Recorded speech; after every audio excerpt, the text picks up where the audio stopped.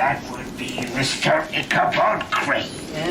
Couldn't be no other. Aye, that's him.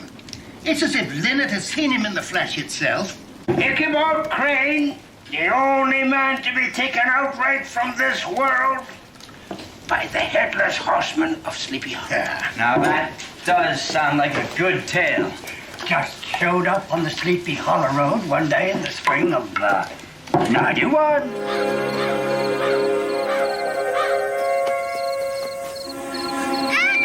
Like that. I can hardly believe it. I doubt it was the horseman he saw. For no man can stand in his way and live. But I'll wager your blood would run as cold as mine did were you to meet the real Headless Horseman.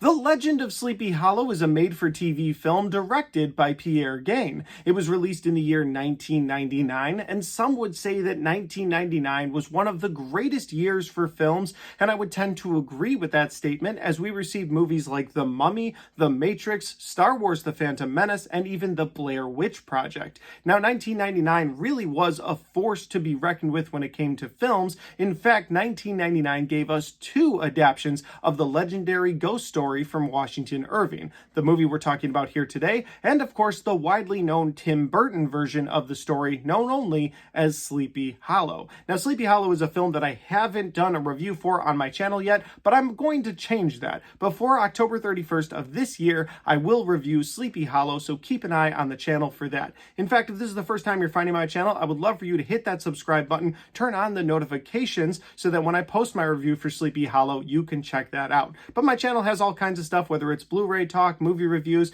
If that's the kind of content you like, I don't think you'll be disappointed, so check out the rest of my channel. But today we're talking about The Legend of Sleepy Hollow, a made-for-TV film directed by Pierre Gain and starring Brent Carver as Ichabod Crane. Now, this film, in my opinion, is the truest adaptation to Washington Irving's ghost story because this movie really focuses in on Ichabod Crane, Katrina Van Tassel, and Brom Bones. Yes, the Headless Horseman is there. Yes, you do get to see the Headless Horseman, the one that we're there for. We're waiting for it all to go down the entire film. But this movie really takes its time exploring the different characters and people in Sleepy Hollow, something that Washington Irving's book really focused on. It focused on the people of Sleepy Hollow. It focused on the sleepy little town, and that's what this movie does. In this film, Ichabod Crane comes to Sleepy Hollow as the new head schoolmaster, and just like in Washington Irving's book, the schoolmaster position doesn't pay a lot of money. So in order to eat, Ichabod would stay at different people's houses throughout the town where they would feed him and give him a place to sleep,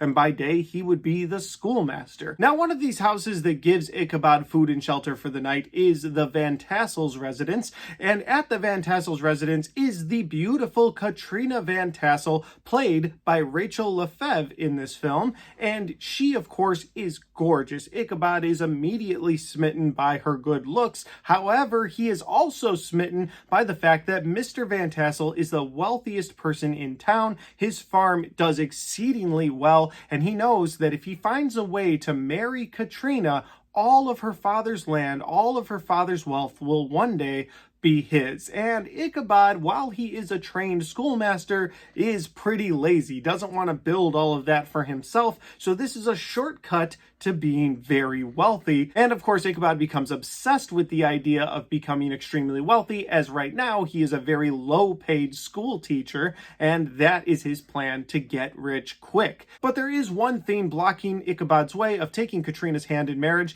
and that would be Brom Bones. And Brom Bones is a very handsome man who has Katrina's eye, and Ichabod is trying to outdo him throughout this entire film. And Brom Bones has been weirdly painted as a strong bully figure who antagonizes Ichabod in other adaptations of this story. That's not something that was ever part of Washington Irving's original book. Yes, throughout the book and even in this movie, Brom Bones does play some pranks on Ichabod to sort of get at him for catching Katrina's eye, but he's never never a bully that just constantly antagonizes him. I think that was something that was put together by Disney in 1949 when they released The Adventures of Ichabod and Mr. Toad. It was a cartoon movie that showed Brom Bones as the ultimate bully. It was a cartoon movie for kids, and that's how you could make Ichabod the sympathetic character. But one of the things I really enjoy about this film is that they don't show Ichabod as the sympathetic character being bullied by Brom Bones. In fact, they expose Ichabod for being what he is, somebody who's looking for Katrina's father's wealth, and he doesn't really care for Katrina. Yes, she's beautiful, but he's more interested in her father's wealth, and they really show that, and I think they do a great job. Now, that is a huge synopsis for this film. Where am I going with it? Well, of course, if you know the story of the Legend of Sleepy Hollow, Ichabod is invited out to the Van Tassel's house one night, and at that house they tell ghost stories, and one of the ghost stories is about the Headless Horseman, a Hessian soldier who lost his head and now travels throughout the town on certain nights of the year looking for a head to steal. And of course, after the party, Ichabod will eventually run into the Headless Horseman. Now, if that sounds like an interesting film or one that you might enjoy, the movie is currently streaming on Peacock as of this recording, so you can check it out there. It's only on DVD for physical media, and the DVD is almost $40, which blew my mind. I was going to go buy it, and I was like, I think I'll just watch it on Peacock. But again, you can stream it on Peacock for free if you already have the app. Let's get into some of my positives and some of my negatives. My first positive in this movie is that the set design for most of the sets in this film look really well done, or a lot of care was given to the set design, like the clothes people are wearing, the way the schoolhouse looks, the way the farms look, the way the Van Tassel's house looks during the big Halloween party that they have at the end of the film. I even like the way the woods look through most of this movie. There is something towards the end that we're going to get to in my negatives that I don't like that has to do with the way the movie looks, but again, we'll get to that towards the end. This movie wasn't filmed on a very big budget, and that is noticeable. Not to compare it to Sleepy Hollow too much, but in the film Sleepy Hollow, the atmosphere of those woods is incredible. Tim Burton builds a beautiful looking atmosphere with the way they use fog, so it is hard to compare it to a movie that was on a $70 million budget, so not comparing it to that, just looking at this for what it is, I thought the set designs looked very authentic. My next positive is going to be something we talked about a little bit earlier, and that is how faithful of an adaptation this film is to the original ghost story. I loved the fact that they focused on the love story between Brom Bones and Katrina and Ichabod Crane. I also really enjoyed the fact that Brom isn't just this bully running around town. He's this nice guy who just really likes Katrina but doesn't know his path in life yet. I also really like the way they portrayed Ichabod in this film. I feel like it's really easy to just portray Ichabod as this good guy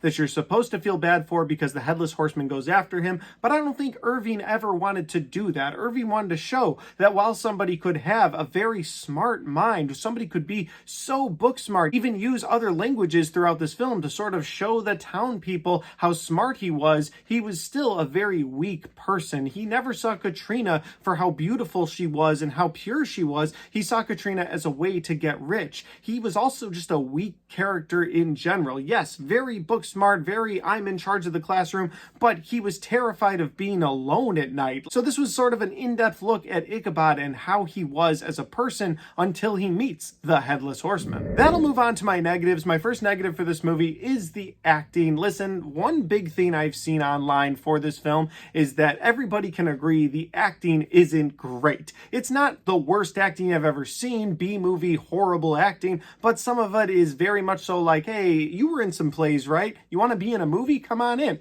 That's what it feels like. And some of this movie feels like a play, so I'm not really mad at that myself. But I do acknowledge the fact that some of the acting in this movie feels stale. Some of it feels like just not very well-versed actors, and you can feel that throughout the movie. And my other negative for this film is the way they filmed the scene between Ichabod Crane and the Headless Horseman. It feels rushed at times, and it's also filmed in the day, and they just sort of changed the color grading to try and make it look like it was filmed at night. But it doesn't work because the whole scene is either yellow or orange because, again, they're filming it in broad daylight and just correcting the color grading, and it doesn't look good at all. It's also not the best executed version of it because while the movie itself is a very faithful adaptation exception to the book. This movie distinctly shows you that it could not have been Brom Bones who was the one going after Ichabod at the end. They do something to show for a fact that there was at least another person, if not the Headless Horseman himself, that got Ichabod in the end. And that was disappointing because one of the coolest things about Irving's book is that in the end, it could have been Brom Bones that took out Ichabod. Maybe he was finally fed up with him, was like, you know what, I'm taking him out. Could have been somebody from the town that was irritated with him for always feeling like he was better than all of them and eating all of their food every night. Or it could have been the Headless Horseman who spirited him away and took his head for his own. And I love that about the book. I love the ambiguous ending. But this movie does give you like an absolutely guarantee it wasn't Brom Bones. And I wish they hadn't done that, because up until that point, this had been a very faithful adaptation of Irving's story.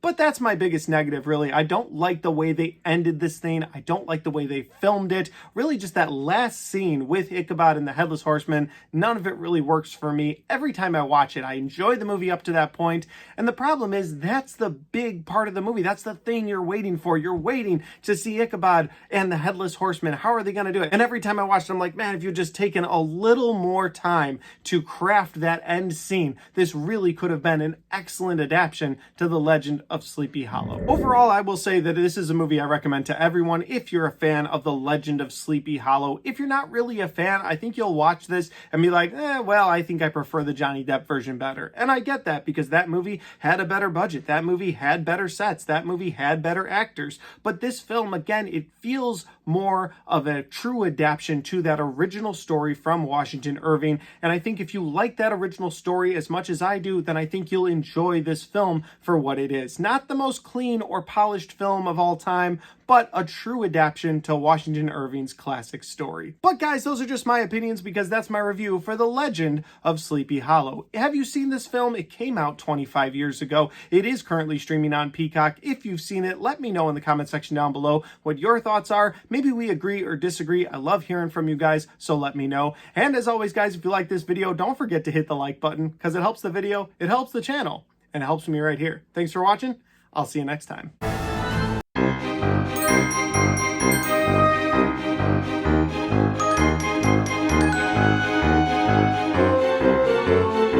My Legend of Sleepy Hollow from 1999 review, and I had a great time making this. I watch this movie once a year. It's so much fun. I'll be completely honest, I watch this movie a couple times a year. About somewhere through midsummer, I'm done with summer, and I'm just like, okay, it's time to start reading The Legend of Sleepy Hollow. And then I go through and I grab a couple different adaptations of Sleepy Hollow and I watch those because I'm ready for fall. And now we're here. I'm recording this in October. It is the spookiest time of the year, and I'm a very happy person. With all that said, if you like this video and you want to check out other content on my channel, maybe you're a big Legend of Sleepy Hollow fan, well, I've got a playlist of videos I've done for the Legend of Sleepy Hollow right there, and I've got all of my 2024 movie reviews right there.